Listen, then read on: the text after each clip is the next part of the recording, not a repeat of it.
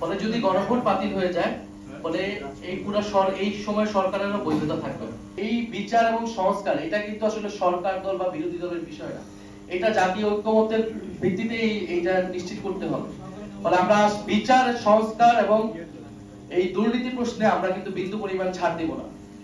যদি আপনি এই গণভোট বাতিল হয়ে যায় তাহলে কিন্তু এই নির্বাচনও প্রশ্নবিদ্ধ হবে, কারণ এই নির্বাচন আপনি কোন সংবিধান অনুসারে করেছেন?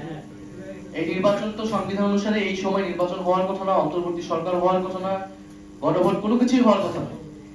বিদ্যমান সংবিধান তো আগের সংবিধান, এই সংবিধান অনুযায়ী আগের সরকার বহাল থাকার কথা। ফলে এই সবকিছুর বৈধতা একমাত্র হচ্ছে জুলাই গণ অভ্যুত্থান, কারণ জুলাই গণ অভ্যুত্থানে জনগণের সার্বভৌম অভিপ্রায় রাজপথে আমরা দেখেছি। সেই অভিপ্রায় অনুসারে কিন্তু আপনারা পরবর্তীতে সংস্কার কার্যক্রমগুলা হয়েছে, গণভোটের আদেশ রাষ্ট্রপতি কর্তৃক দেওয়া হয়েছে এবং সেই আদেশ অনুসারে গণভোট এবং এই নির্বাচন হয়েছে। ফলে যদি গণভোট বাতিল হয়ে যায় ফলে এই পুরো এই সময় সরকারেরও বৈধতা থাকবে। আমাদেরকে আহ্বান জানিয়েছিল 2টি শপথ নেওয়ার জন্য, আমরা সেই আহ্বানে গিয়েছি এবং আমরা আমাদের দায়িত্বটা পালন করেছি।